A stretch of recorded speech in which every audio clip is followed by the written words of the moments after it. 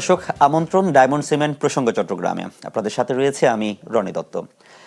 দর্শক, আপনারা জানেন চ্যানেল 24-এর সাপ্তাহিক আয়োজনে আমরা আলোচনা করি সমসাময়িক নানা বিষয় নিয়ে। আজ আমরা আলোচনা করতে চাই ত্রয়োদশ জাতীয় নির্বাচন এবং জনগণের প্রত্যাশা, আশা, আকাঙ্ক্ষা নিয়ে। এ বিষয়ে আলোচনা করতে আমাদের সাথে স্টুডিওতে যোগ দিয়েছেন চট্টগ্রাম প্রিমিয়ার বিশ্ববিদ্যালয়ের উপাচার্য ডক্টর এস.এম. নসিরুল কদির। জনাব নসরুল কদির, আপনাকে স্বাগত আমাদের আজকের এই আয়োজনে। শুরুতে আপনার কাছ থেকে একটু জানতে চাইব, সাম্প্রতিক এই যে নির্বাচনটি অনুষ্ঠিত হয়েছে, এই নির্বাচনের সামগ্রিক ভাবে আপনি আসলে এটাকে কিভাবে মূল্যায়ন করেন? এটা আসলে কতটা অবাধ, সুষ্ঠু এবং গ্রহণযোগ্য নির্বাচন হয়েছে বলে আপনি মনে করেন? ধন্যবাদ আপনাকে। এখন অত্যন্ত গুরুত্বপূর্ণ একটা বিষয়, যা সারা বাংলাদেশেই এটা নিয়ে খুব আলোচনা হচ্ছে, জল্পনা কল্পনা হচ্ছে এবং উৎসাহ উদ্দীপনা নিয়ে আমাদের এই গত 12 তারিখ নির্বাচন অনুষ্ঠিত হয়েছে। তো আমি মনে করি এই নির্বাচন আমাদের আশানুরূপ হয়েছে। যে প্রত্যাশা নির্বাচন আমাদের ছিল সেই প্রত্যাশা পূরণ হয়েছে। হ্যাঁ, এটাই নয় যে একেবারে এরপরে আর কোনো ইমপ্রুভমেন্ট নাই, এরপরে আর কোনো ভালো নাই, সেটা নয়। বাট অতীতের যে আমাদের অভিজ্ঞতা, অতীতের যে 3টি নির্বাচন অভিজ্ঞতা, যখন ফ্যাসিস্টরা ক্ষমতায় ছিল, আমরা যে 3টি নির্বাচন আমরা পর্যবেক্ষণ করেছি, সেই নির্বাচনের সঙ্গে তুলনা করতে গেলে এটা অতুলনীয়। আর আপনি যে বললেন যে লোকজনের অংশগ্রহণ, এটা দেখেছেন আপনি, আপনাদের মাধ্যমে আমরা দেখেছি যে যারা দূর দূরান্তে থাকে, যারা গ্রামে থাকে, যারা কর্মস্থল থেকে তার আবাসস্থল বা তার যেখানে তারা ভোটার রয়েছে, সেগুলি অনেক দূরত্বে। তারা এর আগের দিন 2 দিন বন্ধ হওয়াতে, বৃহস্পতিবার আমাদের নির্বাচন ছিল, বুধবার থেকে বন্ধ ছিল। আপনারা দেখবেন ঢাকা, চট্টগ্রাম সহ দেশের বড় বড় শহরগুলো অনেকটা খালি হয়ে গেছে এবং লঞ্চ, ট্রেন, যে বাসে যে উপচে পড়া ভিড় ছিল যাত্রীদের, তারা সবাই ভোট দেওয়ার জন্য তাদের গন্তব্যস্থলে পৌঁছার জন্য সবাই অতি কষ্ট করে রওনা দিয়েছেন। এবং তাতেই বোঝা যায় যে লোকজনের মধ্যে স্বতঃস্ফূর্ততা ছিল এবং অংশগ্রহণমূলক ছিল। এবং আমাদের জানা মতে, যা আপনাদের মাধ্যমে আসলে আমরা জানতে পারি, যে তেমন কোনো উল্লেখযোগ্য ঘটনা কোনো এখানে ঘটেনি। আমরা এই বিষয়ে আমি একটু ছোট করে একটু জানতে চাই। আপনি বললেন যে কি লঞ্চ বা বাসে করে মানুষের যাওয়ার একটা ভিড় ছিল, তো নির্বাচনে ভোটারদের উপস্থিতিটা আসলে কত কিরকম ছিল বা আগ্রহটা কেমন ছিল ওই জায়গাতে, এবং মানুষ কি আসলে সত্যিকার অর্থে মানে ভোটের যে উৎসব আমেজ সেটা কি করতে পেরেছে কিনা বা সেটা দেখার মতো ছিল কিনা? আপনি যে অংশগ্রহণের কথা বলেছেন, উপস্থিতির কথা বলেছেন, আপনি সকাল থেকে, আমি তো বিভিন্ন কেন্দ্রে গিয়েছি।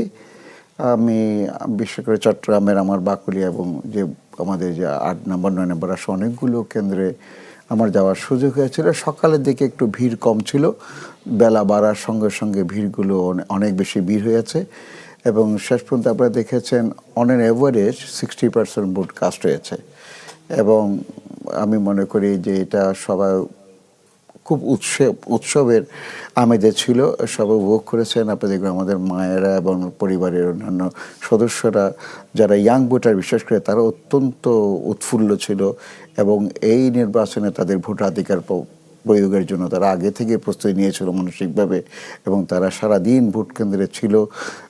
আসলে কে জিততে না দিলে তার চাইতে তারা ভোট দিতে পেরেছে এবং তারা আমাদের কাছ থেকে যারা যে সমস্ত ভোটের গল্প শুনেছে, ভোট কেন্দ্রের গল্প শুনেছে, তার সঙ্গে এবার তারা মেলাতে পারেনি। এবং এখানে কোনো হানাহানি ছিল না, কোনো শঙ্কা ছিল না, কেন্দ্র দখল ছিল না, ব্যালট বাক্স ছিনতাই ছিল না। এগুলো অনেকগুলো উল্লেখযোগ্য দিক ছিল। আমি মনে করি এই নির্বাচনটা, আমরা মনে করি জাতির জন্য একটা মাইল ফলক।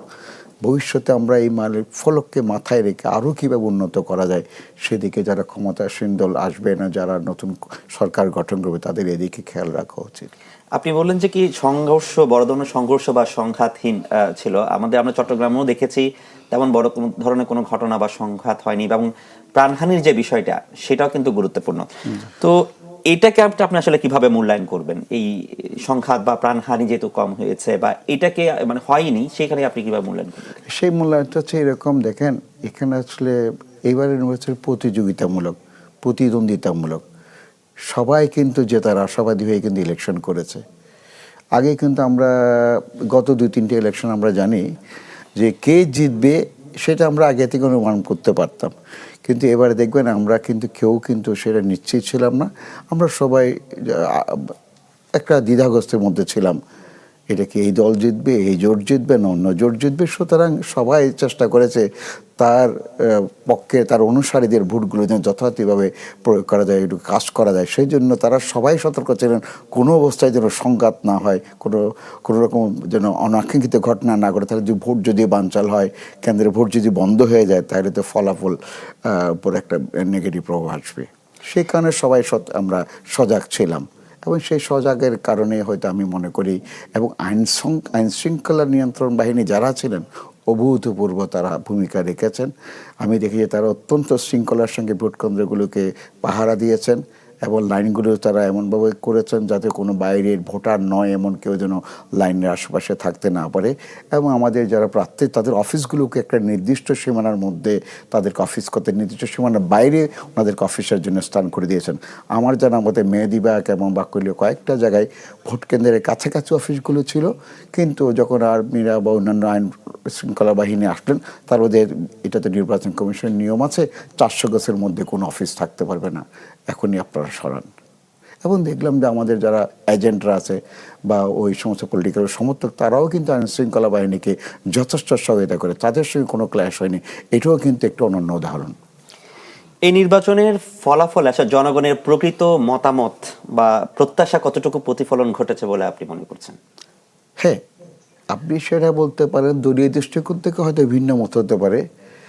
আপনি যেখানে বলছেন যে তেমন কোনো উল্লেখযোগ্য ঘটনা ঘটেনি, হানাহানি হয়নি, ব্যালট বাক্স ছিনতাই হয়নি, ভোট কেন্দ্র দখল হয়নি, ভোট জালিয়াতি হয়নি, একজনের ভোট আরেকজনে দেয়নি, আমি মনে করি শুনতে এর উপর ভিত্তি করে বলা যায় এখানে জনগণের প্রত্যাশিত ফলাফলটাই হয়েছে, এবং প্রত্যেকে তার রায়টা সহজভাবে, অন্য যে কোনো ইলেকশনের তুলনায় তারা সহজভাবে তাদের রায়টাকে ওরা দিতে পেরেছেন। সুতরাং এই রায়টা যেটা হয়েছে রেজাল্ট, সেটা অবশ্যই প্রত্যাশিত। গ্রাম ও প্রান্তিক এলাকার সাধারণ মানুষের যে আশা আকাঙ্ক্ষা, সেটা কতটুকু প্রতিফলন ঘটেছে বলে আপনি মনে করছেন এই নির্বাচনের মাধ্যমে, বা কতটুকু সামনে এসেছে এই নির্বাচনের মাধ্যমে? হ্যাঁ, গ্রাম ও যারা প্রান্তিক লোকজন, তারা আগে এই ভোটগুলোকে তেমন বেশি গুরুত্ব দিত না, এবং তারা দেখবেন এখানে অন্যান্য বারের তুলনায় দেখবেন এখানে টাকা পয়সা, ভোট কেনা বেচা, এগুলো আমরা অনেক কিছু শুনতে পেতাম, আয়োজন, গরু জবাই করা, বিভিন্ন অনুষ্ঠান করা, মিটিং মিছিল, এগুলোর মধ্যে একটা শৃঙ্খলা ফিরে এসেছে।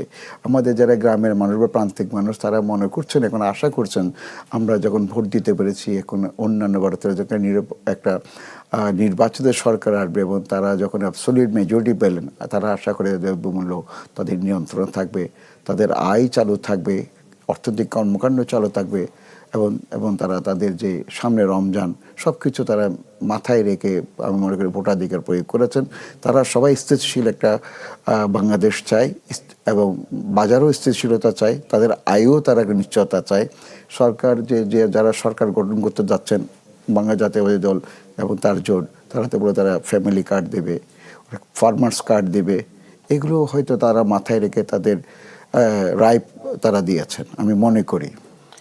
তো সেক্ষেত্রে আপনি যেহেতু নতুন সরকারের কথা বললেন এবং প্রান্তিক মানুষের আয়ের কথা বলেন, সেই প্রসঙ্গ থেকে একটা প্রশ্ন করতে চাই যে নতুন সরকার গঠনের পর নিম্ন আয়ের বা প্রান্তিক যে জনগোষ্ঠী, তাদের আসলে সরকারের কাছে প্রত্যাশাটা কি হবে, বা প্রধান কি প্রত্যাশাটা হতে পারে?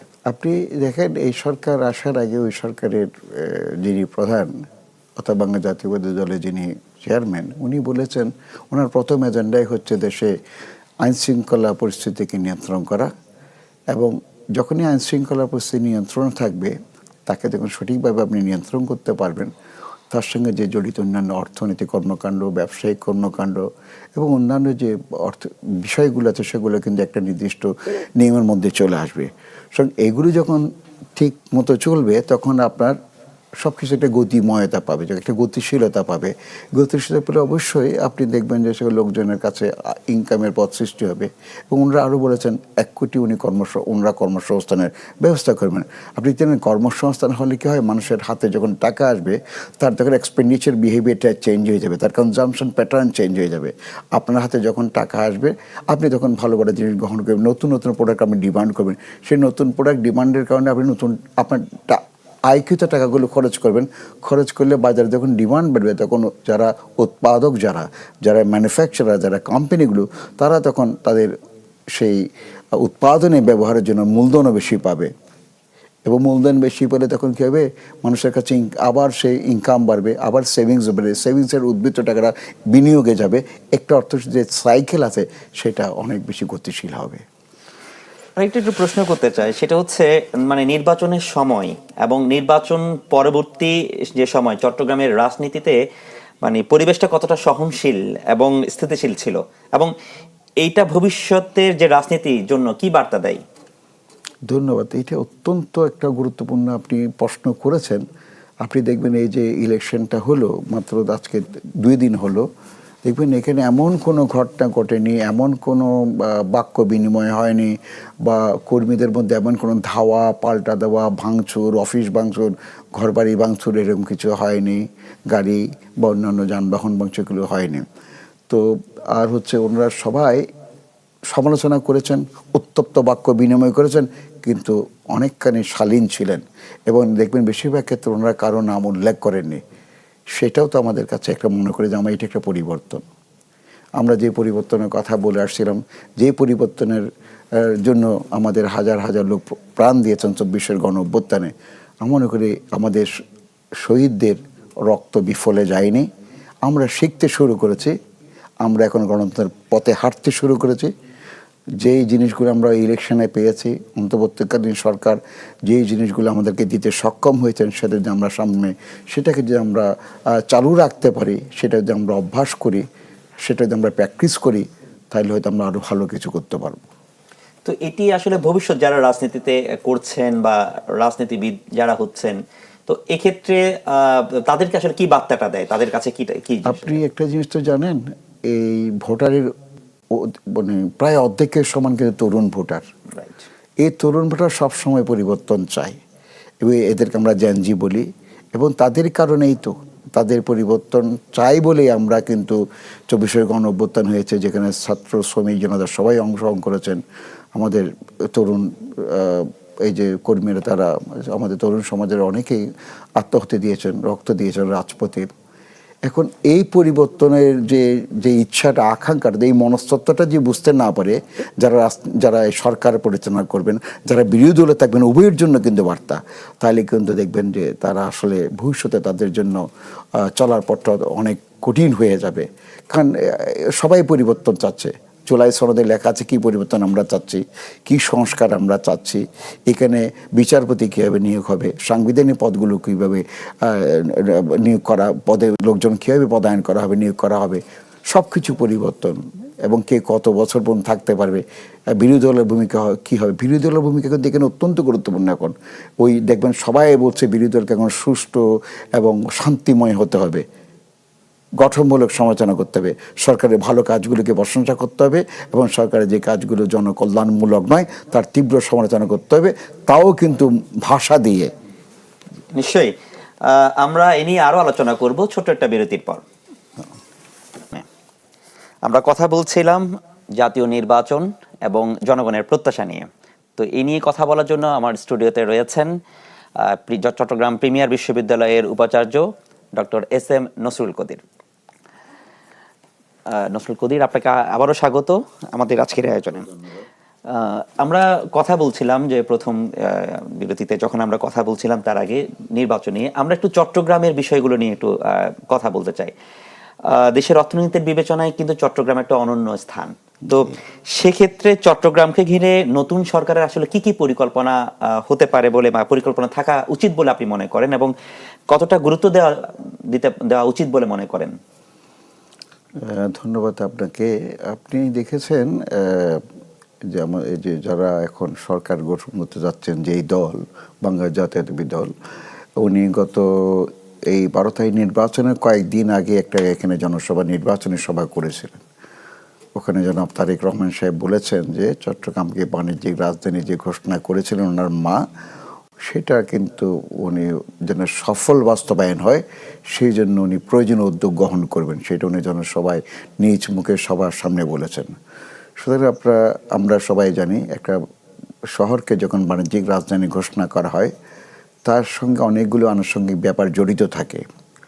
বন্দর যেমন জড়িত থাকে, এবং অন্যান্য সরকারি অফিস আদালতগুলো, শিপিং কর্পোরেশন বা ব্যাংকগুলো, বীমা সংস্থাগুলো এবং নিবন্ধন সংস্থাগুলো, কাস্টমস, ভেট এবং অন্যান্য যে সহযোগী সংগঠনগুলো আছে সেগুলোর আসলে প্রধান অফিস বা একটা গুরুত্বপূর্ণ অফিস এখানে থাকা দরকার, যাতে আমাদের ব্যবসায়ীরা প্রত্যেকটা কাজের জন্য তাদের মাল আমদানি, রপ্তানি বা ট্রেডিং যে কোনো কাজে তারা যেন চট্টগ্রামের মধ্যে তাদের কাজগুলো শেষ করতে পারেন, তার জন্য যেন তাদেরকে দফায় দফায় ঢাকা যেতে না হয়। তাতে আমাদের আসলে অনেকগুলো কাজ আমাদের সময় সাপেক্ষ হয়ে যায়, যথাসময়ে কাজ করা যায় না। অনেক সময় তারা এটা ঢাকার লোকগুলো আমাদেরকে খুব বেশি সহায়তা করতে চান না। সেই ব্যাপারগুলো আমি মনে করি যে সেই প্রত্যাশা আছে, বাণিজ্যিক রাজধানী করবেন বলো না যে কথা দিয়েছেন বা কমিটমেন্ট করেছেন সেটা সফল বাস্তবায়ন চাই। এবং এই বাণিজ্যিক রাজধানীর বাস্তবায়নের জন্য যে সমস্ত কাজগুলো অবশ্যম্ভাবী, যেগুলো অবশ্যই ওতপ্রোতভাবে জড়িত, সারা বিশ্বে যেরকম আছে, সিঙ্গাপুর বলেন, মালয়েশিয়া বলেন, ইন্দোনেশিয়া বলেন, কলম্বো বলেন, ঠিক আমার মনে হয় সেই সুযোগ সুবিধাগুলো আমাদের এখানে যথাযথভাবে সৃষ্টি করা উচিত, যাতে বাণিজ্যিক সত্যিকার অর্থে আমরা বাণিজ্যিক রাজধানী আমরা চট্টগ্রামকে বলতে পারি। একই সাথে কি পর্যটনটাকেও গুরুত্ব দেওয়া কি উচিত নয়? হ্যাঁ, আমি দেখেছি উনি ওখানেও বলেছেন যে পর্যটন ক্ষেত্রে ইকো একটা সিটি করার জন্য, ইকো ট্যুরিজম করার জন্য, এবং আমাদের যে ভাস্ট ল্যান্ড আছে, আমাদের সমুদ্র আছে, আমাদের পাহাড় আছে, উপত্যকা আছে, আমরা এগুলো মিলে আমাদের জন্য একটা ইকো ট্যুরিজম করা আমাদের মাননীয় মেয়র মহোদয় ডাক্তার শাহাদাত হোসেন সাহেব বলেছেন, এবং উনিও ওখানে তারেক রহমান সাহেবকে রিকোয়েস্ট করেছেন জনসভায় যে যেন আমাদেরকে ইকো ট্যুরিজমের জন্য আমাদেরকে যথাযথ সহায়তা করা হয়, এবং উনি সেটাও নিশ্চিত করেছেন। হ্যাঁ, সেটার জন্য উনি ওনার পক্ষ থেকে যদি নির্বাচনে যেতেন, সরকার গঠন যদি সক্ষম হন, তাহলে ওনার পক্ষ থেকে, ওনার সরকারের পক্ষ থেকে প্রয়োজনীয় সহযোগিতা করা হবে। তো এখন যখন ওনারা সেই সুযোগ পেয়েছেন, স্বভাবতই আমরা আশা করব ওনার যে দুইটা কমিটমেন্ট, বাণিজ্যিক রাজধানী এবং ইকো ট্যুরিজম বা এখানে পর্যটন যে সুযোগ সুবিধা, সেটাকে উনি যথাযথভাবে সহায়তা করে একটা নির্দিষ্ট পর্যায়ে একটা নতুন মাত্রায় উনি নিয়ে যাবেন। আমরা একটা জিনিস আসলে লক্ষ্য করেছি, মানুষ আসলে চায় শান্তি এবং শান্তিপূর্ণ পরিবেশ এবং স্থিতিশীল একটা রাজনৈতিক পরিবেশ। তো নতুন সরকারের কাছে নতুন সরকার এবং বিরোধী দল, তাদের আসলে এখানে ভূমিকাটা আসলে কি হওয়া উচিত বলে আপনি মনে করেন? আপনি আবার উত্তরটা আপনি নিজেই দিয়ে দিতেন। সরকার বিরোধী দল এখানে দুজনেই সমানের সমান, দুজনকে সমানভাবে এগিয়ে আসতে হবে। আর আমি একটু আগে আপনাকে বলেছিলাম মানুষ পরিবর্তন চায়। এখন যদি কেউ যে 2008 সালের বা 2014 সালের, 2018 সালে সেরকম পরিস্থিতি, সেরকম বিরোধী দল বা সেরকম সরকারি দল, সেইটা মাথায় নিয়ে যে তারা রাষ্ট্র পরিচালনা করার খেয়াল করে, মাথায় রাখে, অথবা বিরোধী দলে যে সেরকম ভূমিকা রাখার জন্য মাথায় রাখে, তাহলে কিন্তু আসলে জনগণ সেটা কখনো মেনে নেবে না। কারণ সবাইকে 24-এর গণ অভ্যুত্থান, 71-এর স্বাধীনতা, আমাদের এই আকাঙ্ক্ষা, আমাদের প্রত্যাশা সবার কাছে ক্লিয়ার থাকা হচ্ছে। আমরা অনেক কষ্ট করেছি, 54 বছর পার হয়ে গেছে, আমরা কিন্তু আমাদের অভিষ্ট লক্ষ্যে পৌঁছাতে পারিনি। না অর্থনীতিতে, না না গণতন্ত্রে, না রাজনীতিতে, কোনো জায়গায়, সমাজ ব্যবস্থায় কোনো জায়গায় আমাদের কাঙ্ক্ষিত লক্ষ্যে আমরা পৌঁছাতে পারিনি। সুতরাং এখনকার যে সরকার এবং যে বিরোধী দল, এবার বিরোধী দল অবস্থানে থেকে ওনাদের অনেক উন্নতি হয়েছে, অন্যকেও আসনের ক্ষেত্রে তাদেরও অনেক কিন্তু ভালো, ওনারাও বিজয়ী হয়েছেন আমি মনে করি। সুতরাং দুজনের পক্ষ থেকে, এই সরকার বিরোধী অপোজিশন দুটো পক্ষের পক্ষ থেকেই জনগণের প্রত্যাশা অনেক অনেক বেশি। এটা এমনকি জনগণের প্রাপ্তির জন্য নয়, জনগণ চাইকে আপনি নিরাপদ, শান্তিময়, সুষ্ঠু একটা সংসদ পরিচালিত হবে, সরকার পরিচালিত হবে, সমাজের সবাই শান্তিপূর্ণ ব্যবসা করতে পারবে, চলাফেরা করতে পারবে, নিরাপত্তাহীনতা থাকবে না, সন্ত্রাস থাকবে না, দুর্নীতি থাকবে না, বা চাঁদাবাদী সহ অন্যান্য কাজকর্ম থাকবে না। আমি একটা বিষয়ে জানতে চাই চট্টগ্রামের বিষয়ে। চট্টগ্রামে এবারে কিন্তু আপনি বলেন নতুন ভোটার যেমন রয়েছে, তরুণদের যেমন ভোটার এখানে রয়েছে, একইভাবে কিন্তু রাজনীতিতে যারা নির্বাচিত হয়েছেন তারাও কিন্তু অনেক নতুন মুখ। আমি বিএনপিতে 14টি আসনের মধ্যে 10 জনই কিন্তু নতুন, আবার জামাতের দুটি আসন আছে, তারাও সেখানে একজন কিন্তু। তো এই নতুন নেতৃত্বের সামনে আসলে কি চ্যালেঞ্জ হবে বলে মনে করছেন? সামনে বড় চ্যালেঞ্জগুলো আসলে কি হতে পারে? হ্যাঁ, সামনে চ্যালেঞ্জগুলো হচ্ছে, এখন দেখেন, এখন এআইয়ের যুগ, এখন ডিজিটাল এবং গ্লোবালাইজেশনের যুগ। এখানে লেখাপড়ার কোনো বিকল্প নাই। সবাই দেখবেন সবাই বিশ্ববিদ্যালয় বা কলেজে শিক্ষিত না হলেও সবাই কিন্তু মেধাবী, সবাই কিন্তু জ্ঞানী, সবাই দেখেন ঠিক জায়গায় আপনার ভুলটা ধরতে পারে। তো তাদের জন্য চ্যালেঞ্জ হবে তারা আসলে লেখাপড়া না গিয়ে যদি লেখাপড়া না করে যদি সংসদে যায়, তাহলে তাদের রোলটাকে জনগণ বুঝতে পারবে এবং তারা তাদের ভূমিকাটা জনের কাছে হাস্যকর হয়ে যাবে। এবং তারা যদি এই এমপি হওয়ার পর সংসদ সভাপতি ঢাকায় গিয়ে বসে থাকেন, সেটাও কিন্তু তাদের জন্য সামনে কিন্তু তাদের জন্য কঠিন হয়ে যাবে জীবন। তাদেরকে জনসম্পৃক্ততা বাড়াতে হবে, যেটা অতীতে আমরা সবসময় এটার অভাব বোধ করেছি, অভাব ফিল করেছি আমরা। সেজন্য যারা নতুন সংসদ সদস্য নির্বাচিত হয়েছেন তাদেরকে মনে রাখতে হবে আমাদের এখনকার জনগণের প্রত্যাশা কী এবং তাদের কাছে কী আশা করেন, এবং তাদের জনসম্পৃক্ততা যদি তাদের যদি ঠিকমতো কাঙ্ক্ষিত জায়গায় না পৌঁছে বা কাঙ্ক্ষিত যদি নিতে না পারে, তাহলে কিন্তু তাদের জন্য সামনের দিনগুলো কিন্তু কঠিন হয়ে যাবে। অবশ্যই আমরা সময় স্বল্পতার কারণে হয় আরো আলোচনা করার সুযোগ থাকলে হয়তো সুযোগটা পাইনি সময় স্বল্পতার কারণে। এতক্ষণ আপনাদের সাথে থাকার জন্য আপনাকে অসংখ্য ধন্যবাদ। আপনাকেও ধন্যবাদ আমাকে আমন্ত্রণ করার জন্য। শ্রোতা দর্শক আপনাদেরও ধন্যবাদ। সুস্থ থাকবেন, ভালো থাকবেন।